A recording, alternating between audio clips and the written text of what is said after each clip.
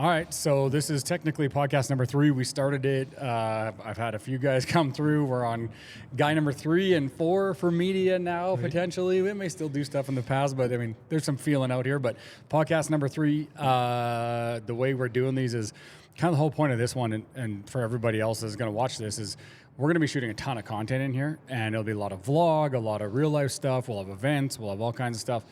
I wanted a podcast specifically just because these conversations, we can sit down when you have this many cool people around, you can have a ton of great conversations, and all my entrepreneur friends in Salt Lake can come by, shoot this stuff.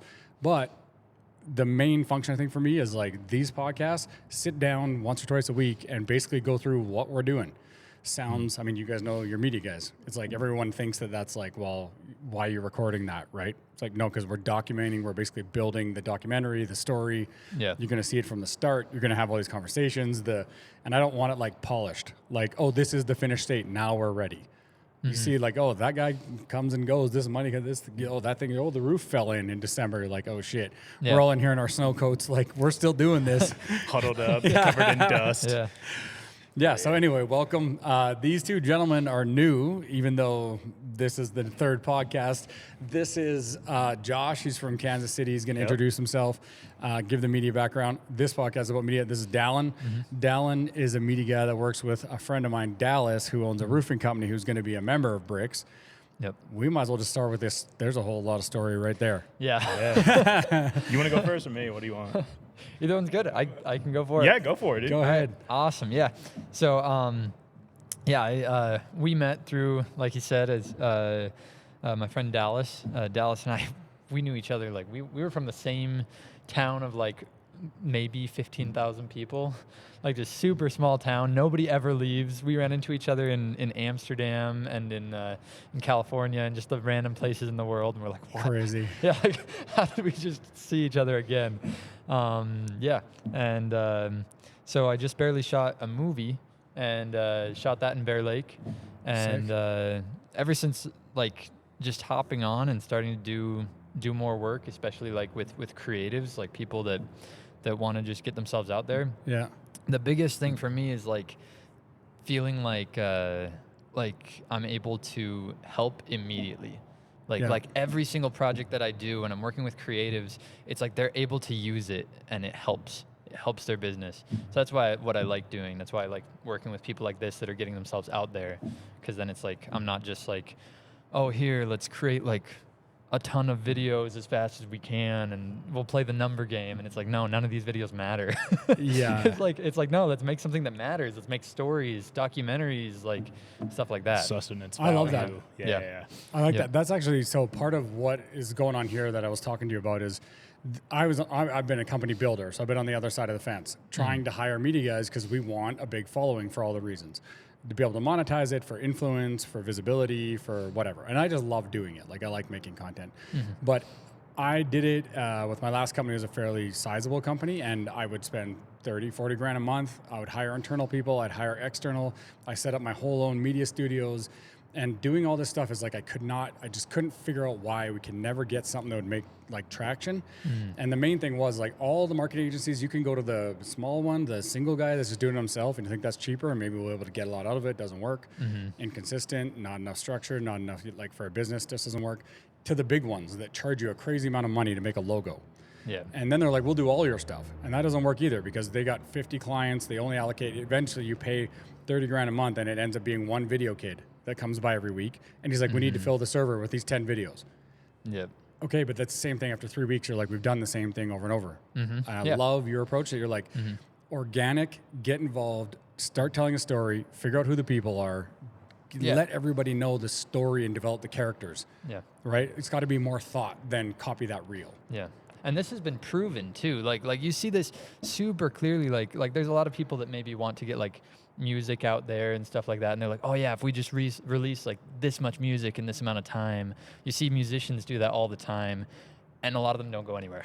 Yeah. But like the biggest ones out there, like the biggest TV shows that have music on them out there is like American Idol and America's Got Talent. And like the ones that blow up are never the most talented. it's always the story. Yeah. Every single time, it's the story. So people don't care whether you're good or not good. Yeah. Like, they just care if there's a story behind it and whether they relate to it. Like, we need to relate with each other, like build each other up, not just like, oh, this person's so good, listen to them. Well, That's a good point too. I didn't think about that. Like on shows like that, they sell the story too ahead of time. Now that you said that, I never thought about that. But like when people come on, before they even sing, before they do anything, they will bring them on camera and they're going to tell like a 60-second little snippet of their life. And here's where I came from. This is why I'm on American Idol. And it's like Exactly. people are a little bit invested before they even see you sing. They're like, I'm rooting for this guy. Yeah. Like he's got something to aim for.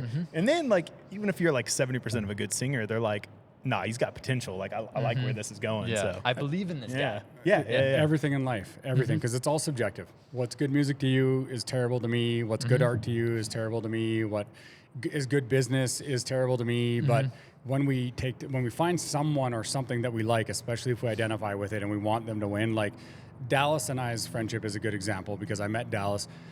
Dev, my general contractor, he's doing this whole job. Same exact thing. I met him. Same with you. It's like, these are good people. I don't need to shop this. I'm like, tell me what it costs. Take care of me. But because I trust you, because we're aligned, because you have the same foundational values, great. And Dev's construction company is a small company. It's like normally you'd be like, well, if you're first time building a building like this out, you'd want to go with a bigger one because you want to make sure that blah, blah, blah. No, that guy said it'll be a handshake deal. It'll get done. It's going to be like, and I'm like, and Dev came over with his mom from Hawaii, lived in a homeless shelter when he was 3, just over here, part of this neighborhood, literally part of this neighborhood when he was 3 in a homeless shelter with crackheads. Wow. Now he's doing Target TIs and all this other stuff. And I'm just like, I want that guy to win. Yeah. And I want that guy around me. And so he's the GC. Dallas, if I have roofing stuff, if I have anything like that, Dallas is the guy. I'm not going to go like in the yellow pages and figure out the best roofing company, 5 stars. I know Dallas. I know he does a good job. I know he's like a man of his word. Yeah. Right? Yes, he is. And so you love the story, you love the win and the come up. And I think that's what's going to be the most special about this place is like it's only people that are related on a foundational value that are on that come up and want to see each other win. They're not in it for themselves. They're like, I like these people. I'm going to be here and like give rather than what can I get out of it. Yep. Yeah. I don't know. It'll be good. So you started working with Dallas. Well, what's your background quick and who is Dallas and what do you do for him? And then why are you here? Because this all started off a phone call with Dallas where he's like, hey, I have a video. So I have another video guy. He's in the hospital. There's a bunch of stuff going on. We're not going to out all that, but I need to keep going. I need to do stuff, right? And I was like, okay, I got to figure something else out. Keep moving. Talk to you. Talk to Dallas. Tell Dallas some stuff. Dallas is like, I got a guy too. He's already on. He's like, I'll send him over. I was like, damn, that's kind of bricks working already. I'm like, look at the community stepping in. Yep.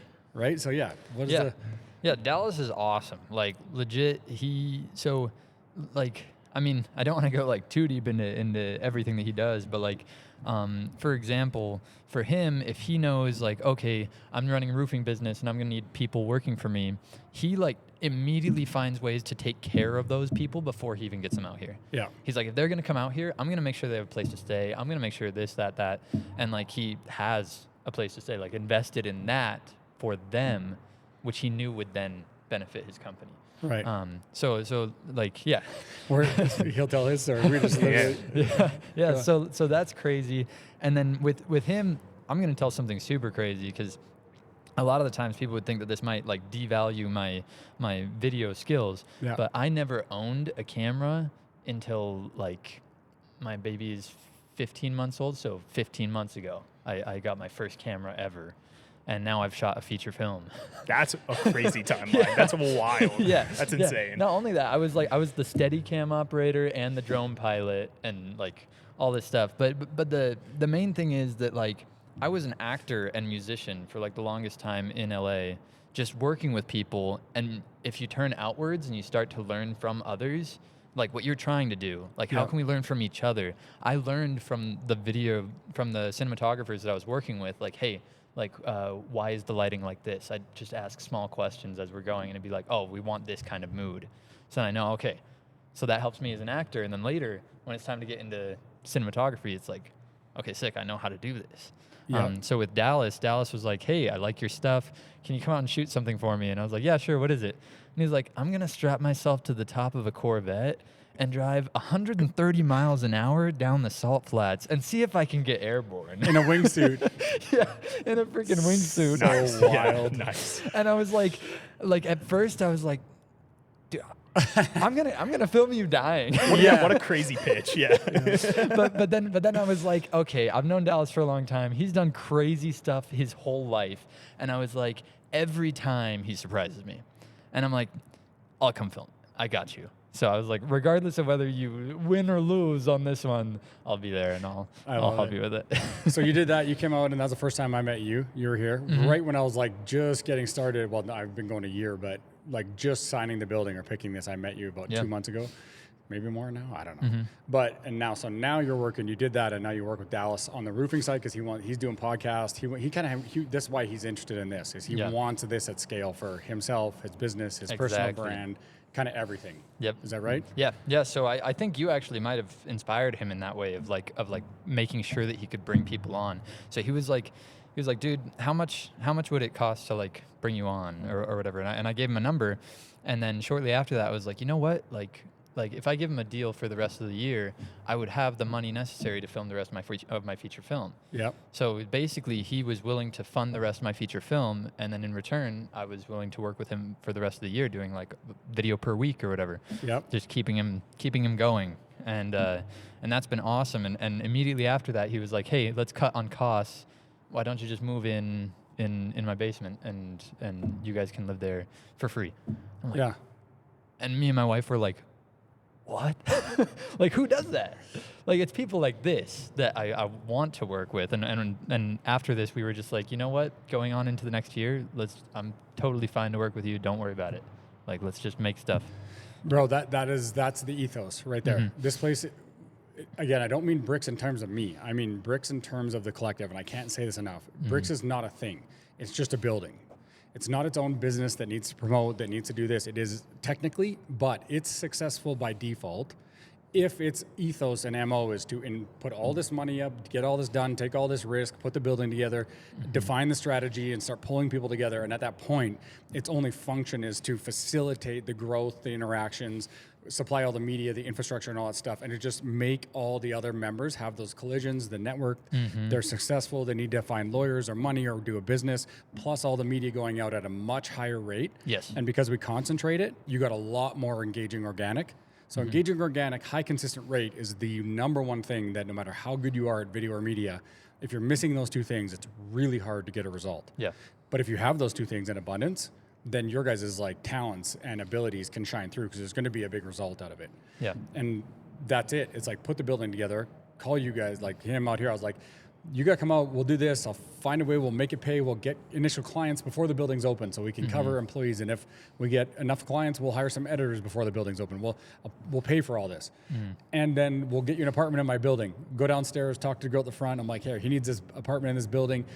Get him an apartment there. That building has like a gym, a pool, like all this shit. It's 2 blocks away. He can just like leave Kansas if he chooses, come here, settle in, and it's like up and running. Yep. You know what I mean? Like I love that because then that's going to pass on to the next people we bring in. That's what he's already in that mode, right? And that's how he's built. So, Which awesome. I've never met Dallas, but you briefly just talking about him and how he takes care of his people and took care of you. Yep. I see a lot of character traits that are similar between Brett and him. Because the way that Brett reached out to me and is like, hey, if you're willing to, I'm just going to use the term invest. If you're willing to invest in me, I'm willing to invest in you. Yeah. And he's kind of willing to do it up front. It's like a big trust factor. It's very scary to trust people like that. Like, you're like, hey, come film me like strapping myself to a car. It's like you're like, I haven't even had a camera that long, but like, okay, I guess. But like, he's willing to put the trust up front. He likes what you do, and he's like, I'm willing to swing at this pitch if you are. And I think that shows a lot. So I've never met him, obviously, but like I said, you are obviously fond of him, and I see a lot of character traits between the two without even meeting him, which is kind of cool. you'll love. Yeah, it's the same. Dallas and I we only met like I don't know, less than a year ago. Yeah. And briefly, really? Okay. and briefly. But it is like that's kind of what inspires me to do this is like I've 4 or 5 guys like that now and you guys. It just keeps happening. But I think in life, if we never really have the opportunity to say, hey, well, join the crew, join the infrastructure, join like, it's like, let's do the same stuff. Because you have a different business and a different business and a different business, and they're all kind of disparate. But if we have a spot that the whole point is to pull these together to do the media, to leverage all that connectivity and all the coolness and all the good people, then the more and more you meet these people that are kind of standout, my favorite part of this is we have a way to do something together and spend more time together. Yep. And when you're with those people all day long, you're never watching your back. You're never worried about getting screwed. They're trying to make more value for you every day. And if everyone else is doing that, then what I told him is like, in life, we're kind of trained, especially business, to like, I got to go in and I'll say all these things like I'm here for you and all that, but I'm really looking how to take out and I'm looking after number one. Yeah, that happens all the time. And that's fair because it's kind of how it is. It's like a jungle out there. Everyone's doing the same thing. This is like flip it and we're watching for that or you're not allowed in. Because this one is you bring to offer up your network, to offer up your experience, to offer stuff to everybody else in there. And you're like, well, why would I have a big network? I have a lot of experience. I'm like way more like blah, blah. Well, yeah, but if you do that, it's not just you looking out for you anymore. Then all 14 others, because this is curated this way, are doing that for you. Yep. That's way more powerful than you doing it for yourself. Right? I just think like, I don't know. I'm most excited about that element. All the business, all the media, all the cool cars, all the shit. That'll be fun. Good people are what make me the happiest, honestly. Yeah, as you were talking earlier, I started thinking about how like people always say like money doesn't make you happy or whatever, like money doesn't bring happiness. And as you were talking just about everything you were saying, I was kind of seeing like three things that were kind of coming together as like what really could help make people happy and feel like involved. And that's so like obviously success is a part of it, like feeling like what you did, what you're doing is going somewhere. Yeah. There's some success there. Yeah. Second is fulfillment, that it's not just going somewhere, but one. That it's important. Yep. And then the third one is trust. Yep. That you don't feel like you have to be like worried the whole time. Yep. Like, yeah. And there's a lot of things that build themselves on maybe two of those, but then they don't get the third one. And I feel like if you have all three of those, everyone involved can feel all of that at the same time. Yeah. Which that's basically happiness. That's good, it. Yeah. It's happiness. Yeah. This came from like, I'll do my background. I've done it before, but like my big company before took 10 years and it was awesome. And then the CEO of all the shit and blah, blah, blah, not happy. And so when I did this and it all got yanked away in a very dramatic fashion and I had to really think about what I was going to do, that was the gift. Because it was like, I cannot get back into that. Yeah. Okay, what am I going to do to be happy? And that will make more money than anything because you can do it infinitely every day, all the energy. Because I love doing this, and we have all the good people. This will make money for everyone. Yeah. But we're going to be happy. Yep. Because we can't stop doing it. We are here outworking everybody because this is the fun part of life. Yeah. So. And which of those did you feel like you were? Like when you were at the top and you kind of started to realize that you weren't happy, like which of those three, like success, fulfillment, or trust, did you feel like were really starting to lag, or multiple of those? Fulfillment and trust were both not there. Yep. Yeah. It was success by grit and a lot of hard work and stuff you just have to keep doing over and over and over for a long time, discipline and grit. But then a lot of like, my back was up the whole time. And it ended up being that it was trust that got me. Yeah. But yeah, so this is like, I don't care. Money is not the objective. We'll make it. It's not that it's not important because we all want more money to help more people, to be more creative, to live a cool life.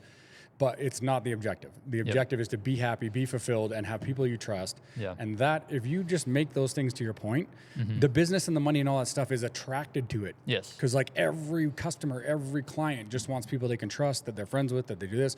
And so that's why I say when people ask me all the time about this business model, they're like, how are you going to pick the companies that are all like line up to be cohesive? I'm like, I'm not. I don't care what you do. It's about who you are. Yep. Everyone has a business, they all make money, and they all benefit from more marketing. Great.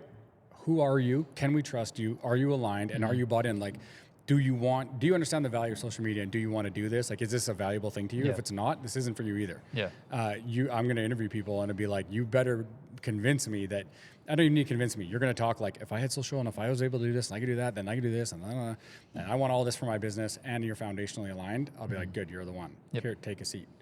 So, yeah. Okay, sorry. Your turn, bro. I do have one Come question from Kansas. real quick. Yeah, okay. I do have one question real quick. Okay, so when I was editing something for Brett, I obviously watched the Corvette clip. Really cool. How much experience did you have when you filmed that? Obviously, you weren't at 15 months at that point or whatever. So how much did you have when you filmed that? Yeah, when I filmed that, that was about So that I think that was 3 months ago, 3.5 months ago. So Yeah, about a ish. year. About a year. Experience. That's Yeah, terrifying. about a year experience. That's terrifying. That's oh man, that's crazy. But I had worked as an actor on like Ford versus Ferrari and with Ariana Grande, Demi Lovato, like lots of big people. I'd been on set with huge directors. You had valuable experience that Yeah, applied to it. that applied to it. Yeah, I will say I didn't necessarily have just like 1 year of experience and that's it. 1 year of experience with a camera. Yeah.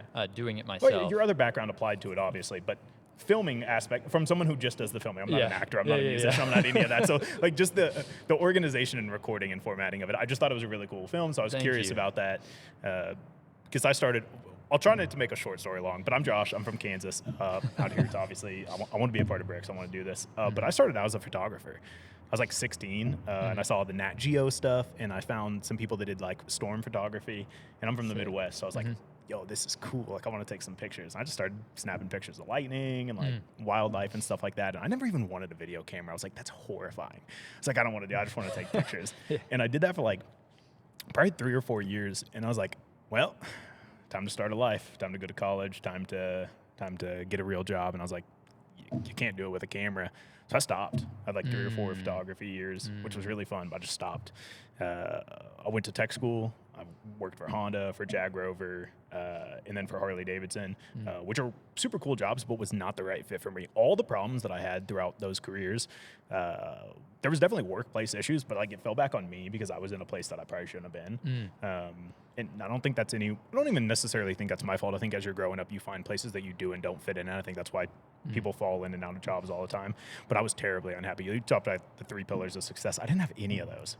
Why? Because I was in the wrong spot. Like, you're not going to find what you're looking for if you're looking in the wrong area the whole time. So I didn't have anything. And then we won't go in depth on this, but shout out to my pops. I moved back in with him. He got cancer. And a super valuable lesson I learned, I talked about this with Brett earlier, is one thing that's super important in life that I wish everyone would know is you do not have as much time as you think you have, no matter what it is. Like, everyone has a date and a time.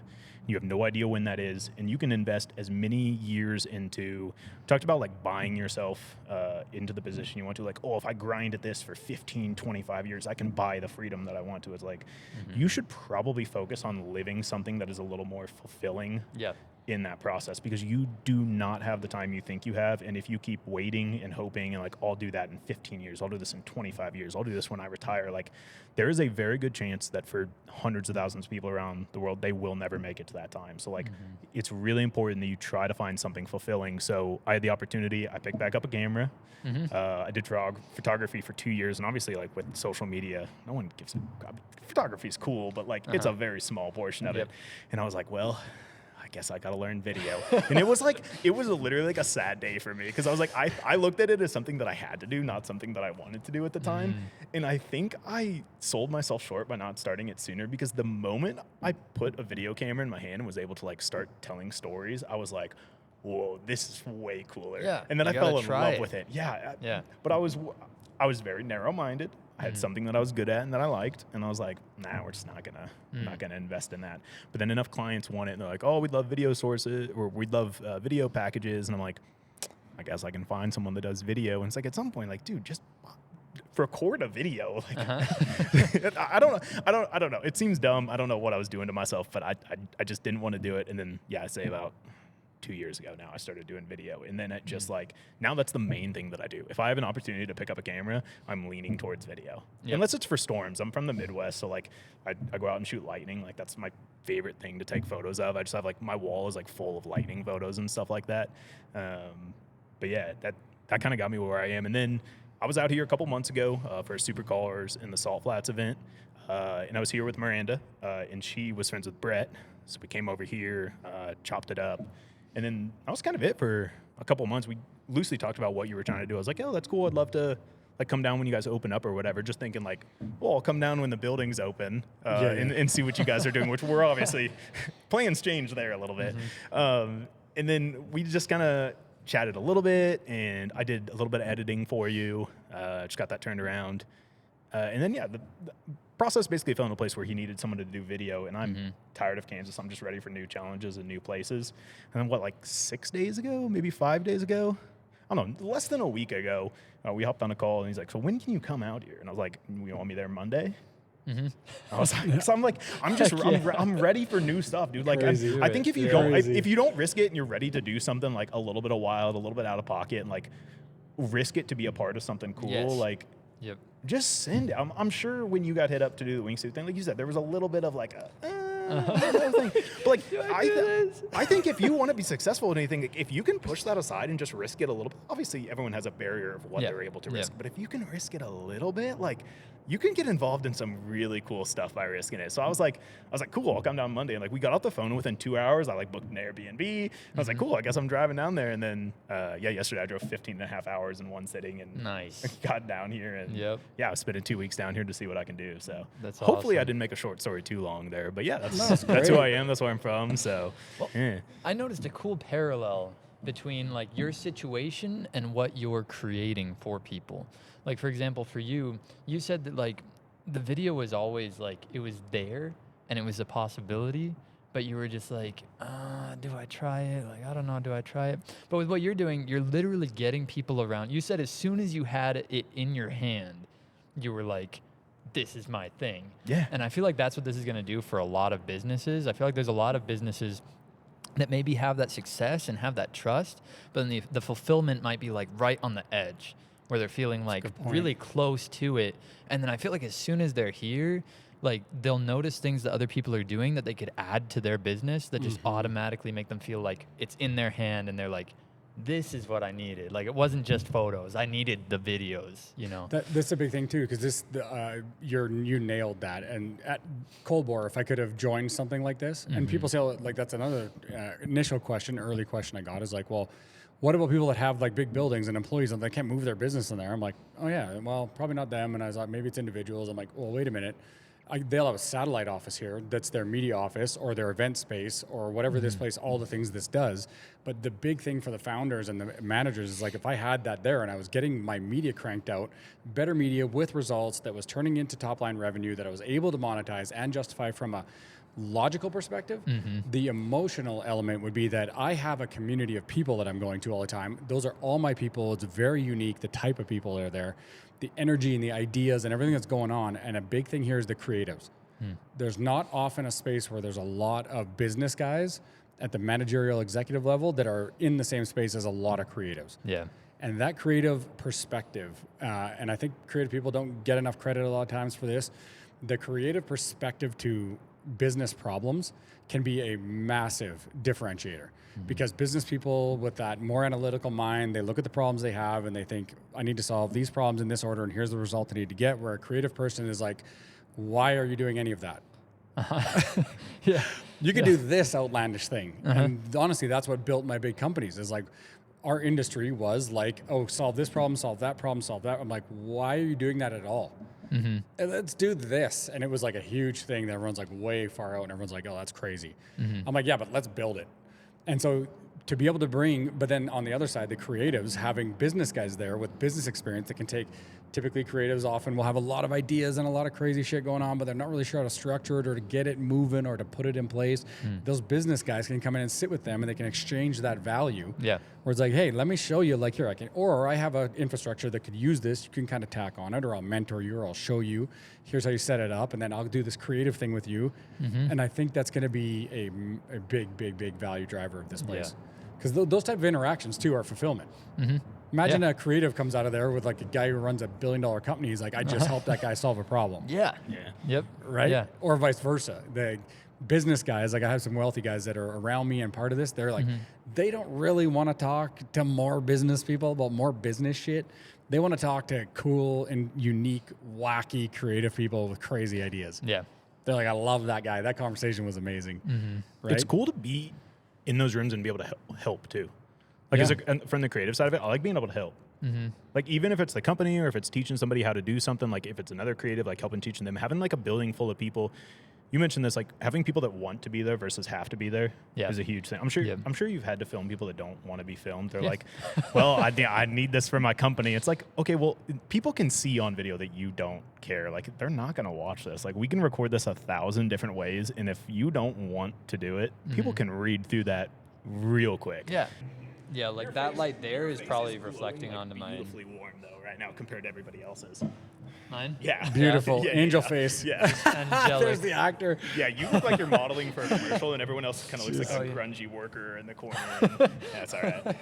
But you, like you said, yeah, you did have the actor experience, so that's only right. You, there we go. You get the light when you That's come in. it. All right, I'm we gonna turn get your it. screen back around. Go. You were saying. Oh something. yeah. No, you're good. What were you Oh, talking I about? was just in talking there? about people that wanted to be recorded Oh, yeah. versus people that don't want to be recorded. They said fill the space with people that not only see the value but want to be a part of it, right? Because if you show up here, we could put as many creative, cool people as we want to in a building, and if that person still walks in and like. He talked about building a space where like people are stoked to be able to show up there, and they're more disappointed when they have to go to their real office. Like Yeah. if you're putting like, has he talked to you about like what all he's putting in this building?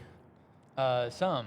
Yeah. You should go into that a little bit here because like the stuff that he's going to put in this building like makes it a place that like, yes, we're working here, but there's also like a lot of other cool facets to this place that like it makes it so like you aren't disappointed to have to be like a lot of people that do filming and stuff like I'd rather be out filming. I don't want to have to edit or be in the office or anything like that. But like it's really important that he is building an environment that people want to be in. So like if you want to kind of I thought it was cool. So. I couldn't agree. Like, that's a big thing with me too. Is that's a personal thing. I'm a street artist and all this stuff. When I have to go sit in a drywall box, it makes me crazy. I had to go to 8 elementary schools when I was a kid because I kept getting expelled, and they put me in the hall, and I'd sit in the hall, and I'd just be screwing around in the hallway, and I can't sit in a like it's so boring. Yeah. So like in this case here, like all the stuff, the same thing. We want to be here. To do that is like, I always want to be part of a car club and have like exotic car club. Why would you make that in a garage? Like I want to build a house where my exotic cars are like on one wall, and then my kitchen's right here, my living room. Like, why do you have to have a garage? Yeah. Part of the house. Make it part of the house. So the exotic cars in here are like, because we love that. It's like a lot of people. Also, it brings in a certain demographic, right? Yeah. I love it. It's personal, so I can be passionate about it and have that. That's one group. Typically, those guys are going to be a little further down the road, a lot of business owners, a lot of entrepreneurs. So you got that thread. The business people in here are going to have functioning businesses, not startups that are profitable, but are probably really just earlier in their journey or even at the same point as these guys with the cars. So they're going to meet more people they like. A lot of these business guys will also like cars, or the car guys will like business. So they'll have a lot to talk about. Then the media is obviously, we all love doing media, getting it out there. We want to promote our businesses. The function of this media, bringing a lot of the creatives in, is going to satisfy my street art side. Like once this is up, this is the business, I guess, my business. But the real one is like branding, clothing, street art, the content, my podcasts. Like that's going to be my businesses that I'm running in here with everyone else. And so to have more creatives, more artists, like there's a couple guys in town. Winnie's one of them, tattoo guy. We're going to do a podcast. He's got massive following already. He's a sick tattoo artist. He wants to put chairs in here and do like bring other tattoo artists from all over the world into here to do like sick tattoo events and all this stuff. Cool. Sick. Put a couple tattoo chairs in there. Cool. My bank account's gonna hate that. My bank account's gonna Winnie ain't cheap. hate that. Yeah. Winnie ain't cheap. But so to accommodate all that in one place is like this is back to the usual like thinking. People are like, well, those don't go together, or like, how are you going to put all these together? I'm like, what are you talking about? We're just going to make a new thing. The new thing is bricks, and those things all go together absolutely because those people are the common thread. Yep. We all do business, we all make money, we all do whatever, but we want to do it more creatively with better people, with a community that we can all like leverage off each other, both from a fulfillment perspective and like functional business, right? And so in here it was important to me. I'm like, we got the cars, exotic cars over there. This side's gonna have a lounge with like a I want to have each room like themed a little bit. Like it'll be cohesive, but also be very much like, this is like, I'm thinking like old timey cigar lounge with like the dark moody lighting and the walls and the TVs and racing simulators and all this shit over here. And then the media room, which will be closed off with the shipping container doors right here. My other partner, his like logo, he's a billionaire guy. He's done really well. He's our age, my age. But his thing is like a gorilla. And so I'm going to make that like the jungle, like all plants, dark wood, lots of moody lights in there. And then like even little fog machines I was thinking of, I want going. That's our media room. It's going to sound like a rainforest cafe. When you walk in. Yeah. But like that's our podcast media room, right? It's a different theme. Like you go in there and it's a whole different world, and then you get in a different mood. You come out into the main area, and this will all be open with like graffiti all on this wall. There's going to be a mezzanine second floor up here with all glass offices that have like changeable 3M tint, so we can change like the pink to blues with normal lighting during the day, and at night Tron LED lighting all through this place. right? So there's all these different like themed rooms, a big conference room with a 20-person table on it that we can have big meetings at and do all that shit. And then in here is all, I'll show you, there's like, it's like pretty dope. Like the whole outside, I think we're going to go speakeasy style. So you can't really tell what's in this building. Looks like an old postal office painting on it. Yeah. And then you come in the front reception, looks like a postal office with all the packages and everything, but that's all the merch. So you get the shoes, the hats, the shirts, and then you open the door and you come and there's all of this. You're like, what the fuck is this doing back here? Yeah. All these people vibing and doing cool shit. That'd be awesome. Basketball court. My buddy puts in all the basketball courts for the NBA, my partner. So he's going to do a black half-key bricks basketball court with a net on the wall, all Sick. branded. Yeah. So it'd be like a Fantasy Factory. You guys remember that? Yeah. Yeah. Of course. Fantasy Factory, but instead of just not one guy, it's for all of us. Media focused.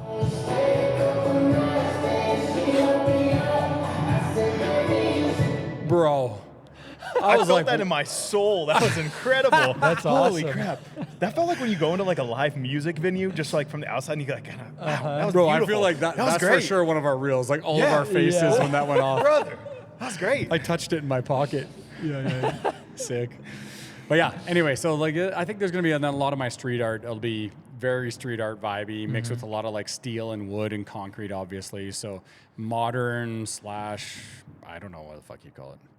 I don't know. But hopefully inspires a lot of creativity. And like people are like, this is a space I'm going to come be. Yeah. What I would love to like bring to this is just bringing like that like story to it, like sitting down with each of the people that are here and just asking them like, tell me your story. And a lot of them, like, they're not storytellers necessarily, so they'll tell their story as best they can. And then I write, like, the movie that I did, I also wrote the script for it, co-wrote the script for it. And I think it'd be super cool to just take their stories, write it in a way that's just like super just cinematic and touching, that just really helps people like hear their story and feel their story, and then just boom. That's a cool, unique that. background that you bring to the table with that too. Like, That is cool. I'm That's so really cool. glad you said this. I'm gonna tell you something that's kind of crazy, okay? Because I've already had this talk and written this down. Again, not what you do, who you are. Yep. That not just for like what I'm looking for in a person, like requirements to join, but for the purpose of all the media, all the marketing. It's organic. Like, what do you do? What are you into? What's your family do? What's your past? Why did you build this business? All that stuff, right? Don't talk about your roofing tiles anymore. Yeah. Yeah. People will see them. They'll know. They know that you own a roofing company. Don't talk about that anymore. Unless you got like some special promotion, we'll do you a video. But most of the time, who, right? And then when I started to describe this to people, I'm like, I think it's kind of going to end up, and actually someone else told me this, they brought it up, but it's like, it's basically like The Office, the TV show. Yep. That show is a show about nothing. People in an office, but it's all focused on the individual characters and really strong character development and their timelines. Yep. And so it's like one of the positions I wrote down in my book for this place is basically a producer. So once we have the crew of who's in here and we figure out what their actual authentic stories are, we're not making anything up. But when we start filming, editing, and posting stuff out, I want a producer that's like, hey, this storyline goes here with this, and then we're going to go to here, and then you need to follow him to this other thing. Yeah. We need to get that, because I have this idea of where we want to take this thing as far as like a narrative. And so that, I think that's so sick is that right? Yeah, because the story sells. It's exactly what we were saying. Like if you've got 10 different roofing companies, they all sell roofs competitively, so they're all the same. Yeah. In the end, you're gonna choose, like, if you're gonna choose one, it's gonna be the one that you know. Like, if you know this person, you're gonna choose him. So what do? Tell your story, and boom, they all know you. Yay! yeah, and they don't care about the details of the product until it's time to buy the product. Like, they're not looking a year ahead of time to learn everything about the roofing product. Yeah. No, 80% of anyone care. anyone that's buying anything or doing anything, 80% of the initial engagement is emotional. Then the last 20 is where seasoned salespeople know you have to come with the logical. Yeah. Right? But everybody that doesn't really understand this tries to go 80% logical. Yeah. I did this thing that makes this thing that makes this software that could do this thing, and everyone's like, right? But you're like listening to this wild guy that's so passionate about this fucking thing he built forever and ever, and this is it, and I burned my house down, and then this blew up, and then the car drove through the garage, and I have this thing, but I made this thing that you should buy because you could use it to solve your problem.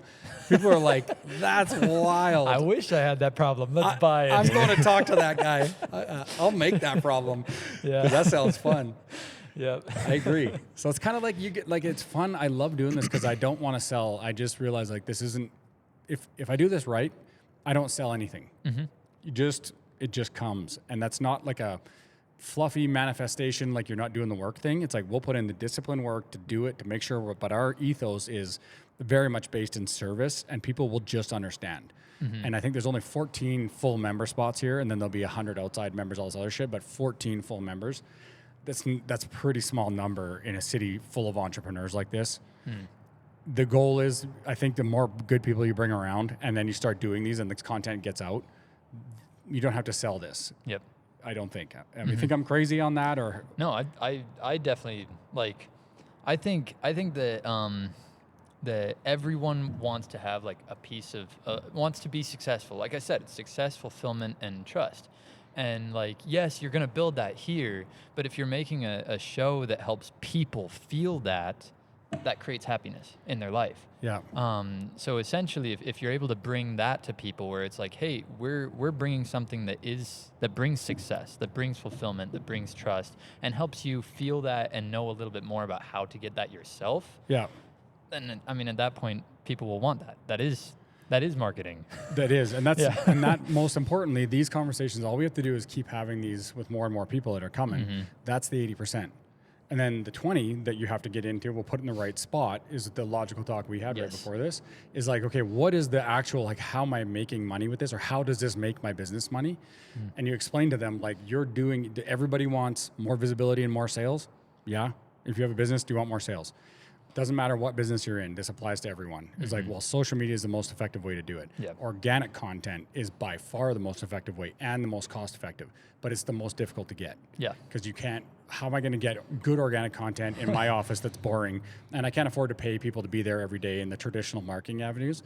But this place, we can, because we're centralizing a lot of that, and we have specific people doing editing, like you said, specific people watching metrics to optimize, specific people filming, and a central location where a lot of filming can take place. And they can, if they come here into their satellite office, their business comes in and it adopts the interesting organic vibe and is able to use all the other networks in this building, because every time they go out and we post for them now, those 14 other networks are tagged. That's going to explode rather than them paying for a marketing company on their own. Yeah. And then the real hook here is that because it's all centralized, it's cheaper. Economies of scale apply. You get a way better value proposition for way less money because we're doing it across the board, right? And I told him, like, I took a part of the revenue in the model for this, 30, 40, 50 grand, whatever is relative, it's a percentage. But for Bricks to reinvest in AdSense directly into the members' companies, not for Bricks. So as Bricks revenue grows, as the companies grow and their contracts grow, their AdSense spend grows, creating a flywheel. Yep. So there, 20% logical. And now we just go back to doing what we do every day. Yeah. Right? Yeah, that's awesome. Yeah, and I feel like something really smart when starting something that's relatively new. For example, like online marketing last 15 years maybe has been like just all of a sudden this is the most important thing that you can do, which is nuts. Which everyone said when it started was going to be useless, by the way. There was 50% of people who were like, this is useless and never going to take off. And the other 50 are like, this is going to take everybody's job. It's gonna be, there's two main parties to it. Which is what we're seeing with AI now, kind of. It's recycling it again. But basically, and if you look at history, like one of the biggest innovations possible that we've ever had that now everyone owns is the car. The car, when it was made for like everyone, like that was Ford being like doing what you're doing, where okay, we've got all these people that are making it like one person makes the whole car, or like one team makes the whole car. That's how it was. Right. And then, and that's how everybody's doing marketing right now. Online marketing interesting analogy. Is just one person making everything, or a team making everything instead of wheels, having tires, windshield, electrical, and it's just tedious, and they're all not that.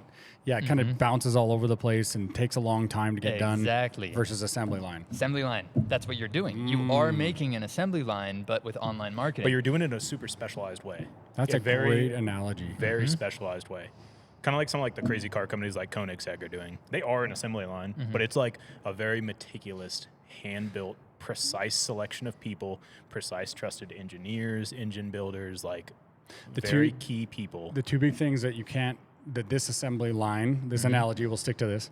This assembly line is going to have two very big differentiators that cannot be achieved without investing this much time in this space. organic content on mass, consistently put out every day on like a volume of it, and the network effect of all the members being tagged with all the stuff. Even if you do assembly line where you have a marketing company, like I'm going to hire one, some do that, but you don't have. But then you're paying for everyone. You're just paying for the you. whole assembly line. Just you. That's it. Yeah, you got to pay for the whole assembly line. Yeah. And they can't get a bunch of organic content. You can't generate that. Yep. Right. But if you're a member here, this generates mass amount of organic content. Network effect is not only there, it's one of the things that we banked on. And we're going to have someone watching and literally posting and watching metrics between all the connectivity to figure out, like, move this around, move that 24 hours a day. Repost that, take that down, repost that. And like that element of attention to detail on that, then the assembly line, you guys are so good at what you do. Just let people get really good in one spot. And then, like you said, pass it off, pass it off, pass it off, pass it off. Yeah. This is crazy because this is actually something that this last week I've been working with an ad company, and he all of a sudden just had like several people hopping on because I was like, hey, starting November, like since I shot this feature film and I had upgraded all of my gear to like cinema gear, I'm going to need to up my price. So he let all of his people know, and all of a sudden everybody's like, okay, this month, get as much as you can. So this last week, I was doing like tons to the point where like I was getting really, really tired. So then my wife was like, hey, how can I help? And my wife like really doesn't know like a ton of stuff, but I was able to teach her like this one thing, which is easy to do. That's why the assembly line worked so well, because Ford was like, okay, I know all these things. If I teach this person just how to do this, within 10 times of them doing it, which takes this amount of time because it's a small thing, within 10 times, they'll be an expert. Yep. Yeah. Yeah. So now she's able to just quickly do those things for me, and then all of a sudden when I hop on, I don't have to do all this tedious like, okay, I got to do this, and then by the time that I get to the creative part, I'm like, kill me. Dude, role players are so valuable. As long as they know that, like, you have to also let them know and reassure them that their role is a huge value to you. Yep. Show the appreciation. Say, we do need you. Like, I know you think like it's just this little mundane task that you have to do, but like if you can do this on bulk well every single time, like this is such a huge help to the team. Yeah. In the assembly line, like you said, like, yes, I know you're just putting one wire in these little connectors, but like you have no idea how good you are at this and how much this makes everyone else's job easier. Yeah. It's a culture thing. Like I paid a lot of money to a lot of mentors throughout the years to try to get good enough to run the businesses I did at that size, because I was not that guy. It was a huge struggle. And it's like when you start a business from 2 people and it goes to 200, you have to learn so many soft skills that you have no idea what it's just, you would never even know what's coming. And one of the more important ones that when I sat down with one of my mentors, he started talking about it. He's like, what's your job as a CEO? Like, what's your role? And I'm like, well, to think of the vision, to do the like typical shit, right? And I was like, to make sure everyone's working, to hold them accountable, all this stuff. And he's like, I mean, he's like, kind of, but no. And I was like, have somebody else do that. He's like, well, yeah, as long as we're doing everything else. But he's like, your job as a CEO is you work for everyone else. And I was like, oh. So he's like, you don't literally do the work, but when people come to you, you should have that attitude and that mentality that because they're employees, without them, your company is literally nothing. It'll fall apart. But you kind of lose that a little bit when you're being a CEO, because you're like, I'm so important. I'm the guy. They need me, all this stuff. You just flip it. And it's true. They need you as well, but it serves you a lot more to adopt that mentality that I actually work for everybody else. So when someone comes to you with a problem, you're sitting with a different context. You're like, I'm really paying attention to how to help solve this for this person. Because I work for you. Yeah. That's how people are seen and heard. And those people feel valued and they work 10 times as hard.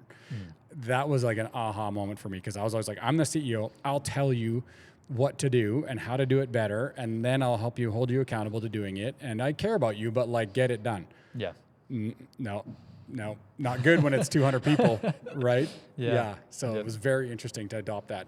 That's why I think why this is becoming what it is, because I want everyone else in this. I want to make something that's valuable out the hop for everybody, and then just explodes their businesses. Because I know if I do that, I'll win. The CEO wins if you do that. Yeah. But more importantly, that's super fulfilling.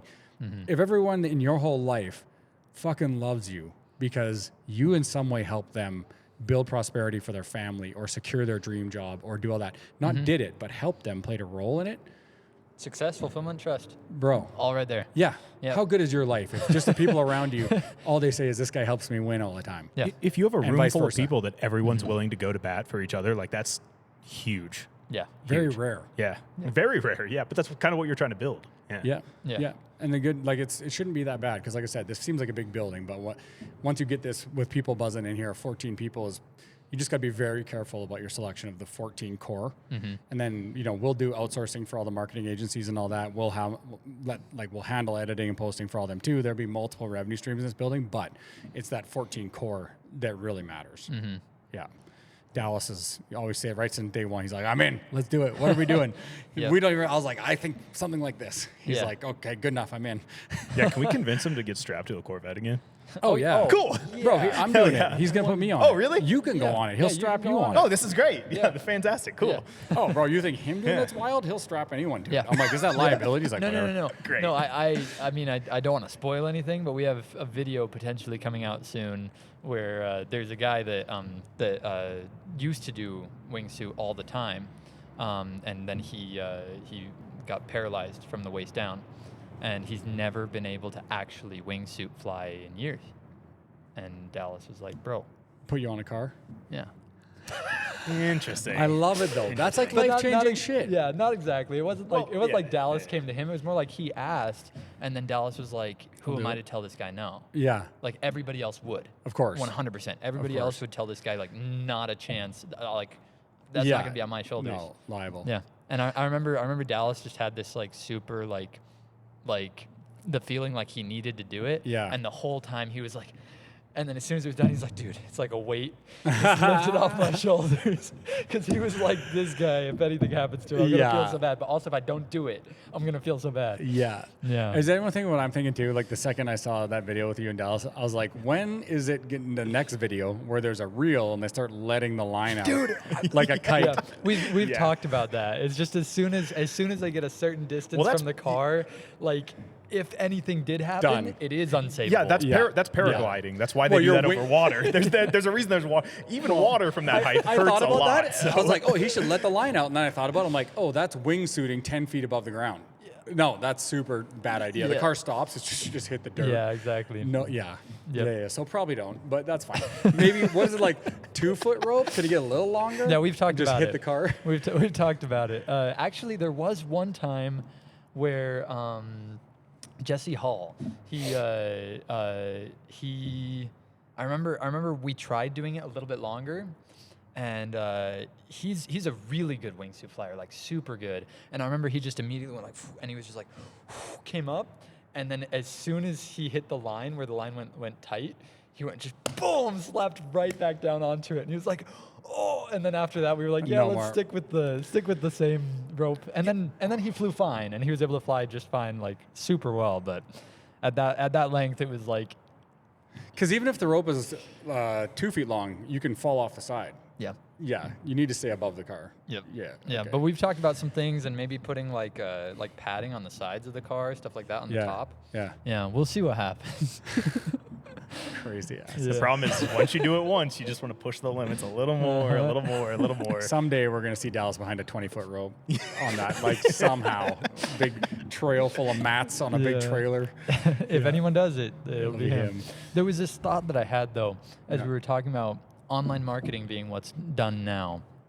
What was done before is like you've got like door to door is what used to be like a big way that businesses would go, and now you've got no soliciting signs everywhere. Yeah. So now nobody wants to take anything door to door, but they're all on their phone all the time, and they take that any day. All the people that have no soliciting signs are Yeah, getting yeah. solicited too all the time Yeah. inside their house. Yep. But something interesting with that is that they also, the people that got really successful at it, did the assembly line as well. Because before, when that started, Yep. same thing. It was one person going door to door trying to get people on board. Right. Now there's setters, closers. Right. Exactly. Yeah. Yep. Yeah. Project managers. That analogy is so good, bro. I'm going to be using that forever. It is really, really good. Yep. And there'll be ways to challenge it because I can already think like there are marketing agencies that have specific roles. Like there's an editor, there's a filmer, like they do that. So they could say like it is assembly line, but and that's a good argument. I would be like, yeah, that does make sense actually. The bigger ones. There's definitely guys that are one man assembling the whole thing. There's a plethora of those. yeah. And Those they're are- doing, like the people that do the assembly lines are doing better. They're doing better. They're bigger Yeah. companies, but there's still that assembly line lacks the ability to generate organic content Yep. and does not allow you to post with all their other clients. They don't strategically post you with all their clients. That's now, true. I might be giving away something on here that, but still, the organic marketing content, and agencies. it's just so much harder to pull that into a business that's never done it and like get your other clients to agree to it or understand it. And like it would be a bit of a shit show. I don't care. Go do it. But it is the next. I do think this building and that element of it, it's not just the people that are in it. That one's going to win because we got organic and we got leverage of networks. But then the outside service for all the freelancers, and basically you can hire the mass, media as a service or editing as a service, whatever we end up landing on. But being able to systemize a lot of their back end of their business is like a white label. Like you just go get your clients and film. Go get more of them. You can get 10 times more clients. You get better production. You get better consistency, and your clients get a better result. Plus, you can sell for more because you're saying, "Oh, this is my warehouse and all my big." You're not just a guy in your basement that looks a lot bigger. So value is all about perception and then deliverables, right? So I think this will change the marketing room. I do think this will be a positive net impact on Salt Lake as a whole in terms of that industry. I don't think it's isolated to just this building and these 14 members. I think it's going to go a lot of places that we don't even know yet. Yeah. Awesome. All be organization and structure. That's The proposition of all of it is just exciting, though. I don't know if you guys feel the same. It's even cool sitting at the table, even just us three.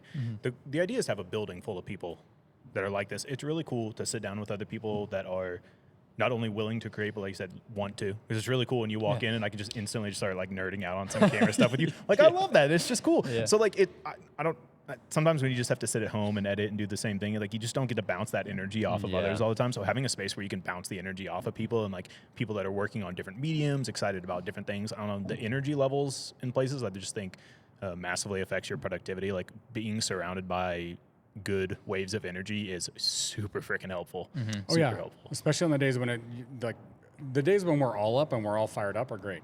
But there's a lot of days where we're kind of medium, tired, we're up all night with the kid, whatever. Those days when you're sitting at home are really tough. But if you get in with people and they kind of hype you up and you get a funny conversation going and someone gives you ideas and you get inspired, you're on rocket fuel. And so you do that every day. I don't know how you'd measure that, but the net impact to your overall trajectory over 5 years, right? And then the network effect is huge because you're running into 5 people. Like, I'm going to try to do this. Like, I actually got a guy. I got a guy. I'm going to maybe raise money and do this. It's like, why don't I buy your company and you put it in here? That could happen. Why don't I invest $5 million on something like that? I actually have a project that I'm trying to do. Let's roll them up. Like, or I got 2 guys that would come work for you tomorrow that have 50 years experience combined, right? You just don't get that sitting in your own building. You're just gutting it out, right? Yeah. Yep. Sick. Okay, so Dallas, I want to put this in here because this is what we were talking about today. So we got, we had media guys here. He's in the hospital. He's running a bunch of stuff. We'll deal with that later. That's why you saw multiple people coming in here already. It's not because I'm an absolute menace. People last 1 week and they're like, F that guy. They're running for the hills. Like, oh my God, that guy's a pain in the ass. But, and hope he gets better. Much respect to that, thinking about him. But so you're here now. I got to move forward. I pull the trigger, call some guys, and this place will have a bunch of media people, right? We're just like, what's now? I need now. So you're here, and then Dallas. I was talking to him. He's like, hey, I got Dallin. He's like, he's there for the year. He's in. He's done. Call him. And I'm like, what does that mean? He's like, well, he's there. We're part of Bricks. This is what we're doing. And I was like, okay. Yeah. I don't know. Sure. Yeah. Whatever. This guy's still coming. We're still doing this. Yeah. We'll see what happens with everything. But so what do you think? What's your perspective on this? I love the production storyline thing that you already brought. Yeah. Keep doing your thing. I'm gonna check battery percentage. Okay. Yeah, you're good. Yeah, go. Yeah. No, I think the story is what's gonna sell. That's what I think with anything. Yeah. And then not only that, but I think the assembly line is super smart. Like even my wife and I just talk about that all the time. Just how yes, I'm super good at editing and I'm super good at filming. But like I used to work in Hawaii with a team, and often like they would have me doing one really well and then later focus on the other, or doing one. Yeah. Like I wouldn't have to do all of them at the same time type of thing.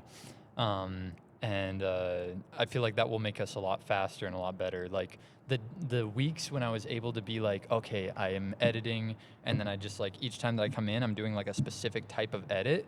By the end, you're like super fast at that edit, like crazy fast. And if you have a bunch of people getting crazy fast at their one thing, like That's what so we all have to wear 5 hats when we're starting this, right? Like I'm kind of a media guy, finance guy, construction guy, architect, real estate guy, whatever. So he's gonna do filming, editing, posting, all the shit, filming, editing. But eventually, to your point, you find what you're best at and at volume, right? And that's why this building allows volume to scale so much. But then we get the people in the right spot. That's the idea. Is we kind of want to like say, we have our sales pitches to the outside clients as like all these things. Organic content does better. We can produce organic content. You can be part of our network. We can do all the network leverage effects, all that stuff. But really, it's like, then we have 3 packages here. Do you want a moody color grade? Do you want a vintage color grade to his presets? We have these presets we can do, and we can give you a certain feel that'll match a brand. You can develop a brand identity. We'll integrate that brand identity to the collective. But that'll be very uniquely yours, and it'll be consistent. And then once you get that up and running, you pick those presets, and you run all this, it's like bam, bam, bam, bam, bam. And then you start bucketing your clients. They're all going into this. You guys edit for these ones. You guys edit for these ones. You guys edit for those ones. Right? And so that is then you can just... Yeah. I think that it just seems to make a lot of sense, like both from a product, but economically for me. Yeah. Do you like editing more than anything? I'm fast at it. Okay. Yeah, anytime that they needed, like in Hawaii, anytime they needed me to edit, like anytime they needed something done that day, I was the one You that were they the would guy. call. Yeah. They'd be like, okay, we need this done in the next 3 hours. What makes you happy or though? whatever. Like obviously, like you said, you have to wear a lot of hats at first. But Yeah. like what, like you said, what makes if you he mentioned something like this earlier. If $50 million hit your bank account and you were like, hey, I can just do creative work and you can pick what task that you get to do, what would make you happy to be able to consistently do it? Storytelling, period. Every single time. Okay. Storytelling is what like makes me the happiest. I can like so for example, my wife and I, we went to Mongolia. This is while she was pregnant too. And so she's like 8 months pregnant, like sleeping in a yurt. That's crazy. Yeah, it was super cool. Well, maybe 7 months pregnant, but yeah. Like still. So we were going to be in Mongolia anyways, just teaching English to in like a university out there. My wife likes teaching English, and so we were out there teaching English, and since we were already going to be out there, I was like, hey, we've been thinking about doing like this is before I had a camera. This is when I was just an actor and a writer. So I had written up like some stories of bringing people together through music, but like the world through music. So like going to Mongolia and then learning about their ancestors, like with one of the artists, taking them to learn about their roots, and then take their roots and put that into a modern song that just tells their story, and then having people connect more with Mongolia because of that, more with Hong Kong because of that. And I'm actually working with a nonprofit right now to do that. Which focus on the documentary and include the product. Yeah. Cool. Yeah. So basically, with that, what I would do is I would go in and I would just ask them before we were together. I would be like, hey, here's some questions. Can you just answer these? He'd answer those, and then I'd be like, okay, I'm going to take his answers, put it into a really good story that just really helps people visualize and feel his story. And then I had him just deliver it line by line. He'd read it. He didn't even speak English super well, so if he can do it, like anyone can do this. Yeah. And we just take it line by line, and then I'd get really good B-roll of Mongolia or of what they're doing, like for here, whatever they're doing. And then that way it's not just them being like, oh, hey, we are this place. And yeah. It's like, no, like when I was 5 years old, I wanted to do this. And like their story, and then be like, boom, like showing what they do, and focusing on the story, but having like what they're doing and what it means to them mixed in. I love that. You guys might be a good commenter because he's also a beast. Like at film, edit, post, put back, organized, 30 reels done that night, long format done. Beast mode, all organized. Yeah. There's something wrong with my brain. I don't know. I haven't figured out what it is yet, but that's awesome though. Usually autism. That's mine. Probably all of but us it's like here. it's like a little the fun just a tweak touch of the it. tism. It's just sprinkled on top of there. Yeah. But so here's the storytelling. I'll ask you the same question then. You're both in the media, but what's yours? As of lately, it's really kind of turned to high-end color grading. I really like color, even though I'm not like wildly good at it. I like producing like stunning visuals. I've kind of sold like my Instagram brand on that. It's like when you click on it, I kind of like that there's like a wow factor of like, whoa, like that's it is too. I'll vouch. Like that's kind of like awesome. that's bold. That's kind of crazy. Like which like, but there's only so much meaning behind that. So like, that's why I like the value of storytelling, because like you said, surrounding people with like that, I kind of struggle with that part of it. Like I'm good like with car people, because like I come from like such an automotive background. Like I can tell the story of car people, but that's so limited, right? Like you've told the story of so many people through so many different things. Like that's such a value. If you can bring that out of people, if you can bring it out of people there, you can, like you said, you just said this, but you can easily bring it out of people here. That's so valuable. Like you said, I like producing value for people. So I like just being a part of a functioning system where I feel like my art is bringing value to people. My other thing, this doesn't apply to here in any way, shape, or form. So I'm sorry for the people of Bricks. I like shooting photos of lightning. We're also, I know you get some Bro, up I like here, lightning but, like, pictures. that's what I'm saying. I love lightning. Yeah. So you ask what's important to me. Unfortunately, that's always going to be one pretty of those little sick. things in there, which I think, I mean, you could hang a picture on a wall. That's not super valuable to Bricks, but I do like it a lot. I'm obsessed with it. Well, a lot of the thing too, the main area here, I want to get all vintage furniture, and like some of the stuff I'll paint or fix, but I just screw around. I love doing it, like all old, really cool shit. And then everything's going to be for sale. So while we're recording in here and it gets more well known and everyone's seeing it, all the art on all the walls will switch. I'll bring other artists. I've already talked to some guys on Instagram that are like pretty big artists, like they're kind of known, at least North America. Yeah. And I was like, hey, I'm doing this thing. I'm going to have rotating art in here. We're going to have people in events. They're like, yeah, you let me know. I'll be down for something like that, like a creative warehouse. Yeah. So everything in here will have that. And then you'll be able to sell stuff like that through Bricks. That's better for Bricks. It's more character. It's another, dynamic angle between what's changing in here all the time. So we'll put some of your lightning pictures up on the wall for sure. I have a big ass lightning picture. Yeah, the problem is when you said they're for sale, I don't like letting go of them. Just print another one. I know. I don't like selling. I don't like selling my original paintings that take 100 hours. Yeah, but you could draw another one. Yeah, you could draw more that would stuff. take 100 hours. You could print one. Yeah. But we go to his to me. house.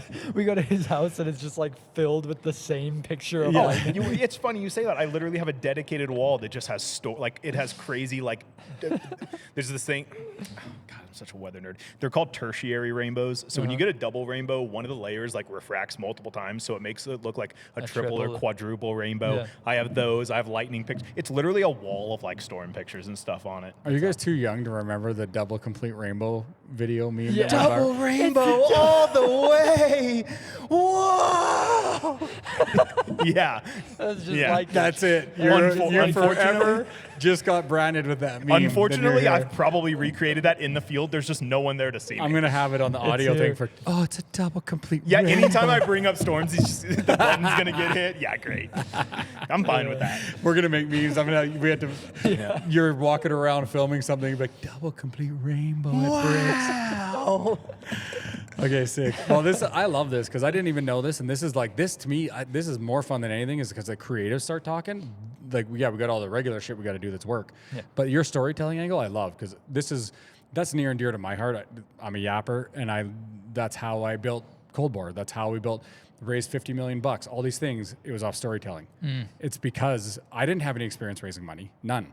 I didn't have any experience in software. It's now Exxon, Chevron, BP, all them use it globally. I didn't have anything, nothing. So unlikely. The one thing I had was when I go talk to people, I'm regular, personable, with a good story, blue collar, and I'm good at telling the story about what this is going to be, what it was, and why it's going to be so exciting. And all those guys got invested. Yep. And it took way longer, way more money. It was a pain in the ass, all this shit, but they ended up with it.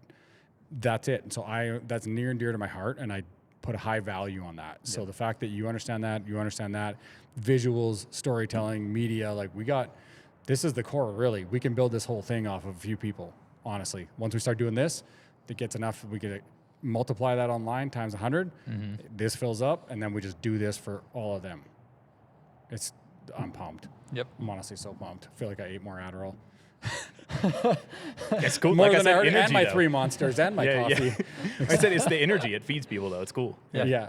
Yeah. Yeah, that's one thing that I was thinking about as you were talking about how there's obviously there's days where you're hyped when you're at work, and then days where you can be kind of low, and I feel like having 14 or 16 different businesses in here, it's like having a different outlet that you can plug into, and if one is out, you come in, it doesn't mean that you don't have energy. Yeah. If you come in and you're out of energy, just plug into one of the other ones. Well, Like- and inspiration wise, because it's not just work offices, like energy comes from passion a lot of times, like inspiration. That's what fires us up. So if you come in and you're a little bit down in the offices or whatever, but someone's painting in the corner, or there's 4 people over there getting ready to shoot this video to release this art piece to someone famous or something, and, or some guys with their cars are over there just freaking out, they're geeking on this new car. There's those things that, like, that's inspirational. It's like, that's passion. It's like, now I can go in my office and do my shit at a higher level every day. Like, I pull into that. Yeah. Right? You just turn outward for a little bit. Yeah. Which is hard to do when you're in a business that's all about what you're trying to do. Yeah. But like if you're in one that's literally nothing about what you're trying to do, it's really easy to just go there and feel like you can get away anytime, but you can also do anytime. Yeah, So it's really easy. What you just described made me think of, like, it's that inversion. This place is all about the inversion of traditional thinking. It's like people always think, like, well, why are those companies all related? Why would they be in a building? Well, because you're just thinking about how to make companies that are in the same category. Yeah. That's not inspiring. That's not going to offer any diversity. That's not going to offer any creativity. That's not really valuable. You're just thinking it is because they're associated in some indirect manner. This way is inverted, is like you're focused on the people and the inspiration and the creativity and what we can do differently than the business is just a thing you do. Then when you go do the thing you do all day long, but you need to get out of that to make it different or better or something completely different, you need to get out, get into your creativity, talk to people about different things, go back with a different mindset, spark something off in a different conversation about some other company. But you're going to go, wait a minute, assembly line. That applies to my company. Shit, I would have never thought of that. I would have kept trying to solve this problem the same way. Yeah. Right? Yeah. I remember there's this guy, I would totally recommend reading this book. I think it's called The Diamond Cutter.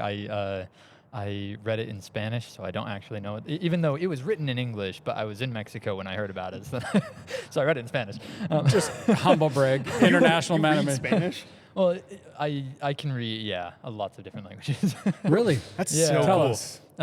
So my wife's from Hong Kong, so I speak Cantonese fluently now, and then we read the scriptures in traditional Chinese every night out loud in Cantonese. So I can read traditional Chinese. I couldn't when I married her. Crazy. And That's useful. and then Spanish. I lived in Mexico for 1 year, El Salvador, Belize, and Guatemala for 2 years. And then, Portuguese, just picked up on it Brazil. really quickly. Yeah. And then French and Italian, I like to read books in different langues. Tu peux parler français aussi? Un petit peu? Je peux. I can. I understand a lot more than I can speak. Yeah. And my speaking, my accent is pretty bad with French. Yeah, but it's cool Well, that you can yeah. communicate with people. Yeah. That's Yeah, still yeah. cool. And Yeah. I've written and released a song in like 7 or 8 different languages. Yeah. I love Okay, it. Well, that's je suis un wild. Canadien. Je suis Canadien, donc je peux parler Oh, français. yeah, there we Oui, go. Yeah, beaucoup oui. de personnes très nerdy, but Très that's fine. Très nerdy. Très nerdy. Oui, on va donner un podcast en français aujourd'hui. Bienvenue. Je suis Brett. It's like, Bienvenue. oh God, turn that off.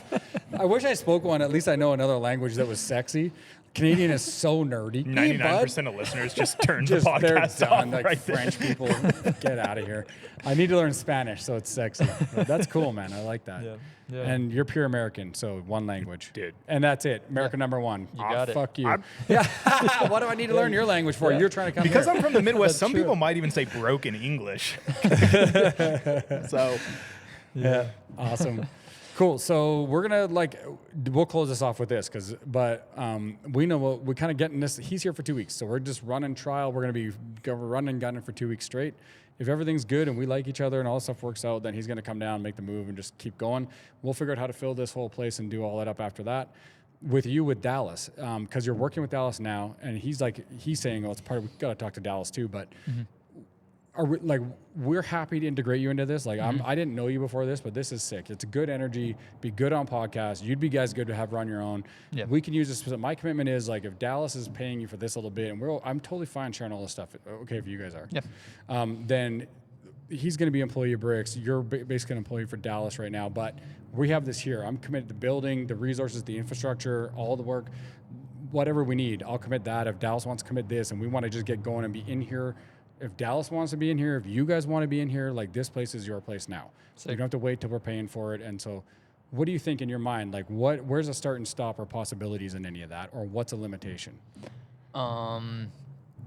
Well, I mean, I'm good to go for now. Like, I'm good to just start creating, start making, and then a big thing for me is just like whether, like, as far as like a limitation is like time frame. I know that by July-ish. We aren't positive yet. It all depends on like what's going on. Like if things really scale and then we want to be here, then that's good. But Yeah. by like July next year, my wife and I are hoping to be in Hong Kong by then. Sweet. But we'll see. Yeah, we're still Who knows what happens? Yeah. Kind of up in there. Yeah, exactly. Like still kind of up in the air. One thing that I did think of just now as you were talking is that I've recently been looking into VFX and Unreal Engine. Have you looked into that at all? Yeah. So if we had not doing it, but I've seen. Yeah. So like basically what you can do now is you can create like full blown like worlds that you can then shoot within. So then if we had like a little spot, like I don't even think it has to be green screen anymore. It just has to be like a spot, like because you can do magic mask. Yeah. Yeah. As long as it's some sort of clean, it can be any color clean slate. Yeah, It literally just doesn't clean matter. slate. Yeah. So as long as we had like a little area, then like they could be like rather than just sitting there in like that room, we could make it like this, like they're sitting in like this huge, who knows where, like anywhere you want to be, we can have. You should show me. We'll get you on sitting email there. also. So why don't you show me? Because my other thing is too. I told them we're gonna have a traditional podcast or media room, desk or what, I don't know, whatever it's.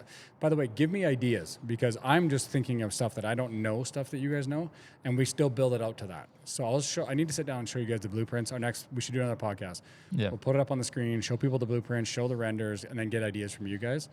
But also, like, I want like a 15 talent. I told him today, like 15-foot LED wall, so we can do like the Chris Williamson style podcast. Do you know who that is? So Matt McConaughey, when he had him on his podcast. Oh yes, Yeah, yes, I know who clips this are guy is. everywhere. Yes, Yeah. okay. Yeah. Right. Yeah. So like is that the kinda- CEO one? The Diary of a CEO? Is that guy? No, that's a different That's a guy. different one. This one is Mindful. What the hell is it called?